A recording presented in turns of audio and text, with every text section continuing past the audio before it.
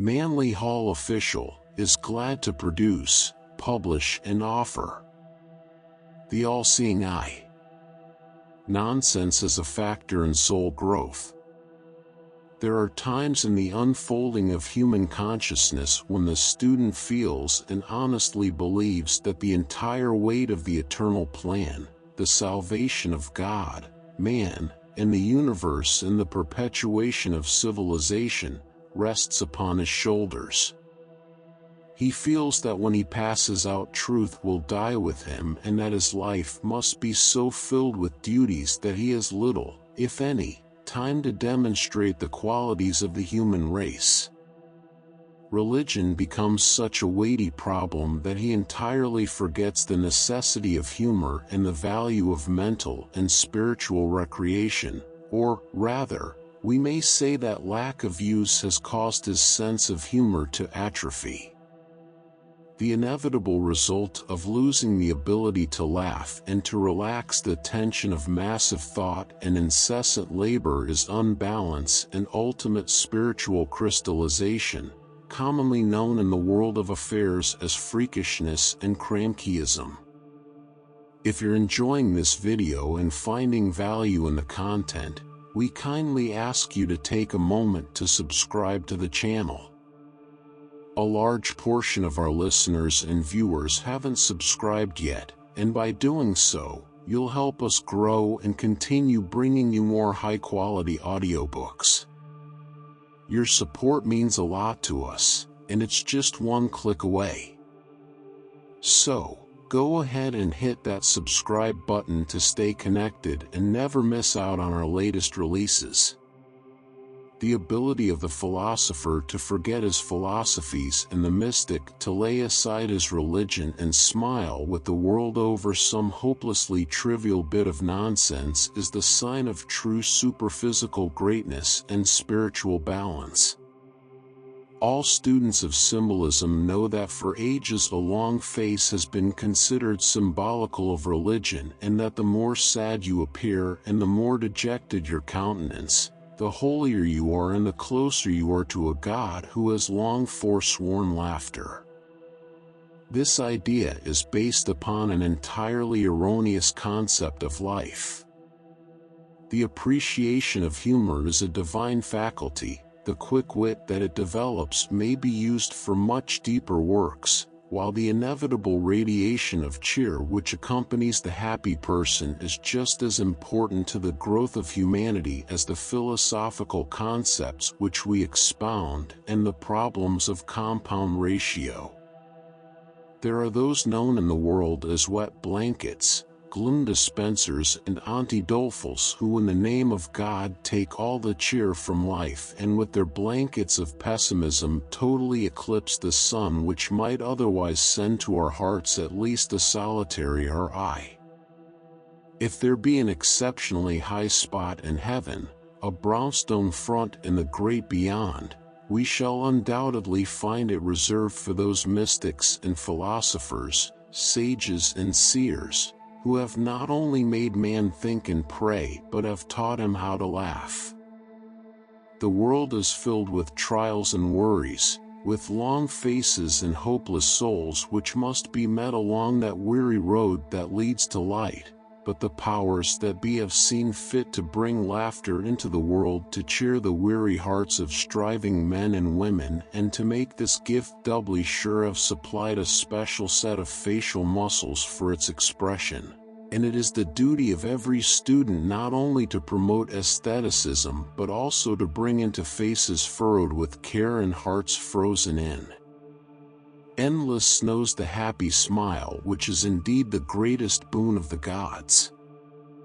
All the greatest philosophers have been noted not only for their quickness of mind but for their sharpness of wit, and in truth there is nothing which shows the depth of thought and knowledge of life than an original joke which has something really funny in it. There is an art in jesting which can only be appreciated after a suffering mortal has listened to what the world calls humor. This art should be listed with the 7 immortal arts and sciences. let us remember the words of an ancient philosopher who said, when referring to the court jester of a king, "It takes the brightest man in all the land to make the greatest fool." The kingdoms of suffering humanity must have that court fool, but few of our so-called religious lights will allow their faces to relax for fear that their dignity may be affected and their congregation dwindle away.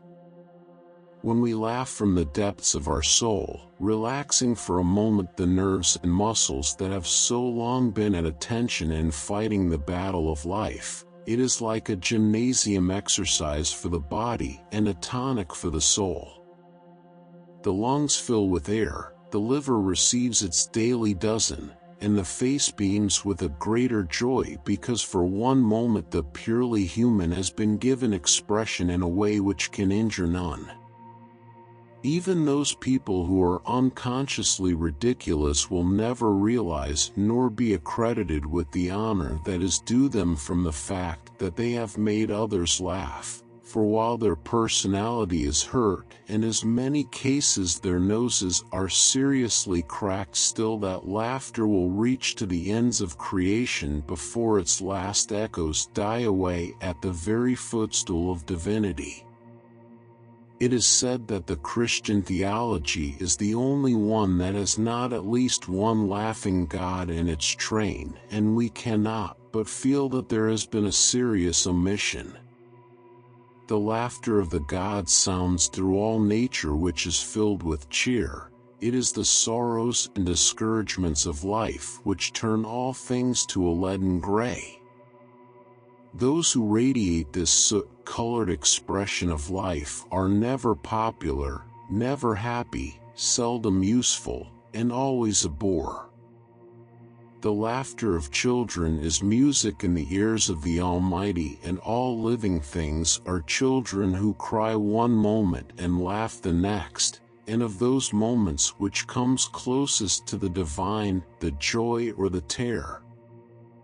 All human beings are like little ones crying over broken dolls and the toys which have fallen to pieces in their hands, but their sorrows are short-lived, and soon the bursts of merry laughter shroud the sorrow in forgetfulness.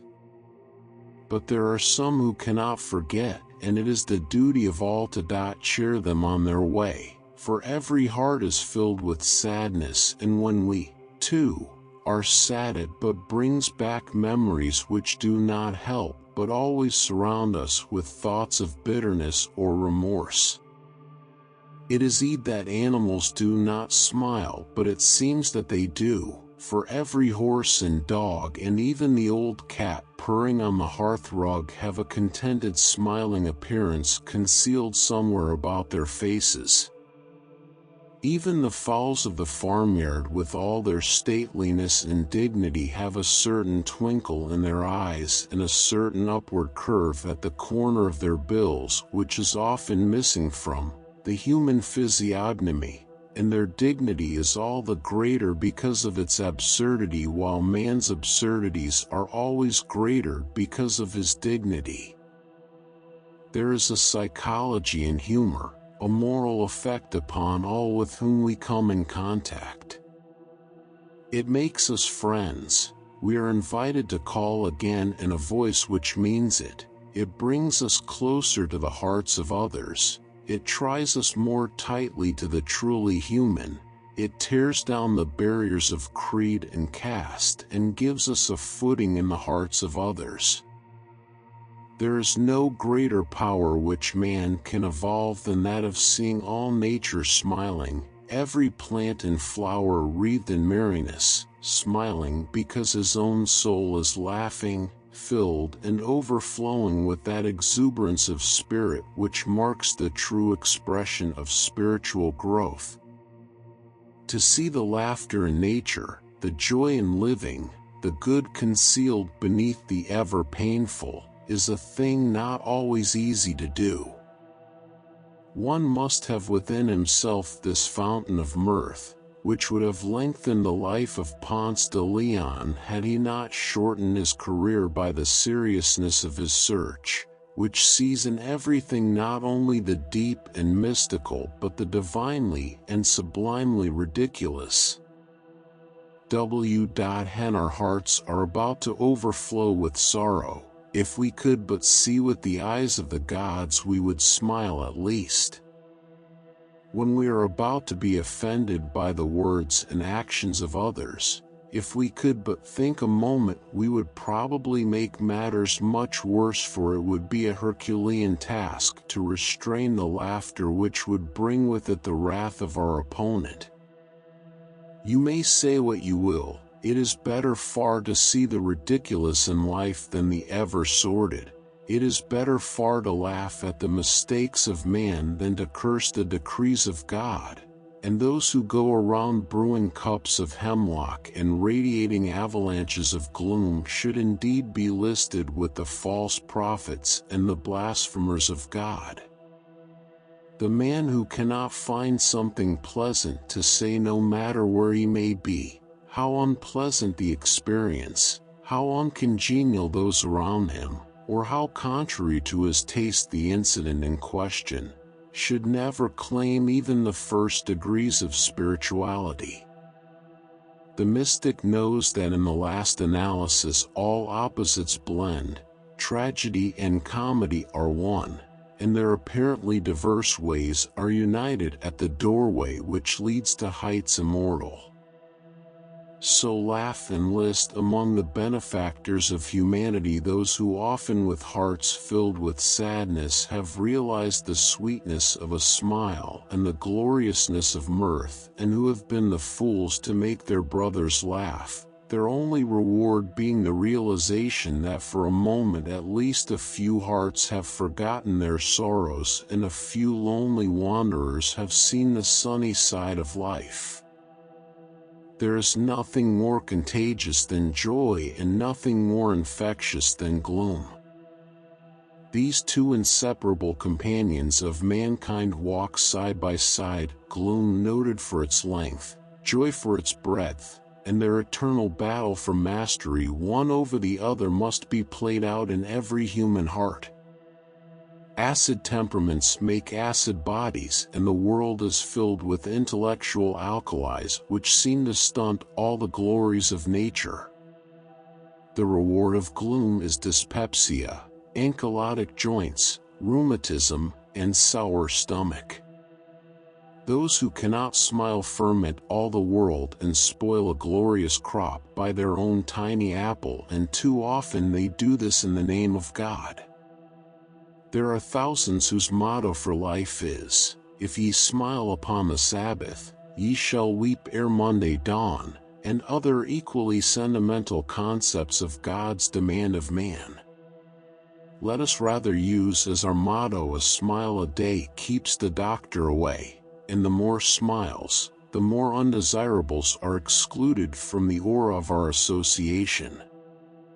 There are glooms of all kinds revolving in their orbits around us, but until the wet blanket enters our own hearts we are master of them, and if our own lives are sunny the spirits of negation have little chance of entrance there.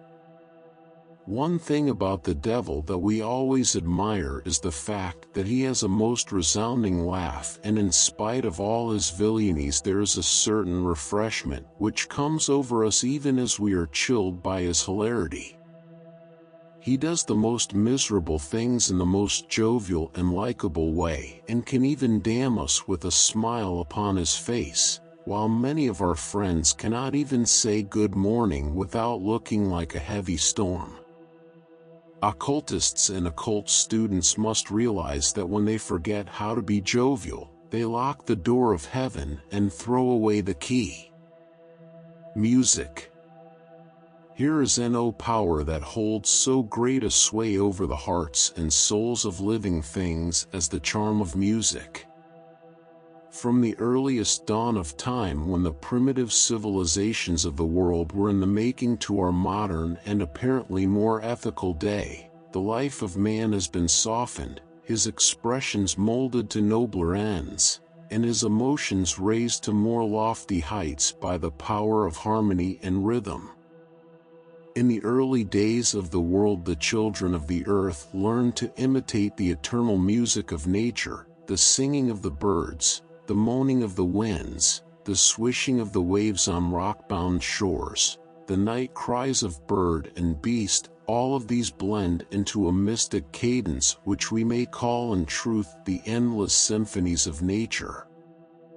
The powers of creation are eternally musical. Their mystic cadences swell from star to star with note divine. All nature, seen and unseen, formed and unformed, listens in rapt awe to the endless symphonies of the great unknown. Then there is another music, the song of life, the beating of human hearts, the peals of merry laughter, the broken sobs of sorrow. All these blend into a mystic orchestra, oft-times unheard, which swells a note invisible through eternity to the very footstool of the divine.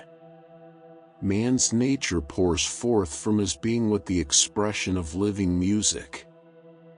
The old organist allows his fingers to slip over the keys in an apparently unconscious, mechanical way, but the very emotions of his soul pour out in divine harmonies from the instrument that registers and seems to live the innermost thoughts of the musician, the innermost symphonies of his soul. The deep, wailing notes of the violin seem to speak of the master's touch, and the very heart of the musician expresses itself in the harmonies that he plays. The heart that is broken in sorrow sends forth sweet melodies that touch the heartstrings, while the ponderous clashes of massive themes speak of the weighty minds that bring them forth. All life is musical, for it is a language universally understood. Its strange discords speak of human hate, its harmony of mutual understanding. Upon the seven-stringed lyre of its own being, the human soul plays its harmony celestial. Each thought and action is but a note of living music. When we live askew and our natures are unbalanced, the instrument is out of tune because the hands of the master do not rest upon the keys. The Stradivarius is dead until the soft fingers of the violinist draw from its latent soul the mystic yearnings of his own heart. So the bodies of man are like instruments in the hands of master musicians. The spirit within each living thing plays upon its bodies, seeking to build them into more glorious instruments for its own expression, that its notes may swell the harmonies of cosmos. When man's life is a sham, when his heart is cold, all the sounds from his living keyboard are inharmonious and discordant, the keys are out of tune, the strings are broken, and the hands that would play them are shackled by the things of earth. But those who have labored long and suffered much are mellowed like old violins. The ages of sorrow and suffering have brought out the greatest that is in them, and they are masterpieces in a master's hand.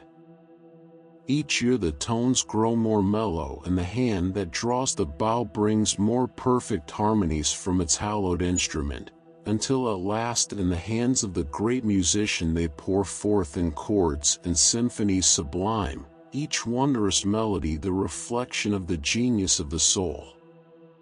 Music is a wonderful thing. It melts the hardened heart, softens the stern lines of the face, brings peace to those who long have suffered, and like the child drifting into sleep, lulled by the soft notes of a lullaby, the soul of man finds rest in the music of his own soul and the divine harmony of nature's plan. Chinese cosmogony. Qin or Shangti is the great prince or model man. He is the Gre father of gods and men. He is heaven or the cosmos animated by a mind or soul, and hence he is a sphere or circle, that being the most perfect figure. All parts of the cosmos, therefore, viz., heaven, earth, man, sun, moon, stars, mountains, rivers, birds, beasts, insects, reptiles, trees, vegetables, etc., are all his parts and members, and these are all pervaded and animated by the one mind or soul of heaven or Shanti. In the state religion Sha, Igte is worshipped in all his parts, beginning with his triplication Eaven, earth, and man. This philosophy is evidently founded upon the Confucianist idea of man transferred to the universe. As man is composed of mind and body, so heaven or the cosmos is supposed to be composed of mind and matter, and the mind in each is one and the same. Therefore Shanti design aided God or the divinity within. Hence Confucius states that this Eaven or Shanti is a gigantic man. Also this Shanti is a sphere containing the whole university se within himself and is the highest Numen. From the Classic of Chants, by the Reverend Canon McClatchy, M.A. This sidelight into the mythology and cosmogony of China showed us how closely it is correlated with the teachings of the Hebrew Kabbalah and the alchemical and theosophic concepts of life. This Shanti, the all-pervading manifesting in its multiplicity of forms, is called by many names in many lands, but is the same wherever found. This cosmic being who made man in his own image and whom we honor as the creator of our universe has been known and studied for hundreds of thousands of years by the ancient peoples of the Eastern countries. Students who analyze religions soon realize that there is but one to analyze, and that the most heathenish concept in the world is to believe in heathens. The ancients of the Western world have symbolized the grand man as a great figure twisted backward until his head and feet touch, forming a great sphere. There is little doubt that the ultimate form of all things is spheroid, and that the planets which we see in the sky, the sun, etc., are of them organisms not unlike our own with intelligence, circulation, and consciousness, but instead of, like our bodies, being peopled with cells and corpuscles, these bodies are peopled with flora and fauna of evolving life. A true understanding of the mystic philosophies depends upon the willingness of the student to credit all things with intelligence, and to realize as mind and body expand, they eternally express themselves in new environments which are the expressions of need, and that at various times during our growth the forms of our vehicles change. Man is a universe is himself just as complicated upon a miniature scale as the heavens which unfold around us. Within him are the planets, the great powers of light and darkness, and millions of evolving lives. Some have estimated 6 septillion in the human body. Thus man, as he raises his hand to Shanti, the Father of Light, and the globe-shaped spirit of creation, within whose being we live and move and have our being, must also realize that he himself is Shanti, and that the universe wonderful beyond conception which expresses itself as his bodies is in truth built in the image of the Father, and that he himself is not only a God in the making but is a gre at spiritual power to the millions of lives seeking expression through his extension of consciousness. Copyright 2025 by Manly Hall Official. Thank you for listening. Please consider to subscribe, like, and share to help the channel growth. New videos on a daily basis.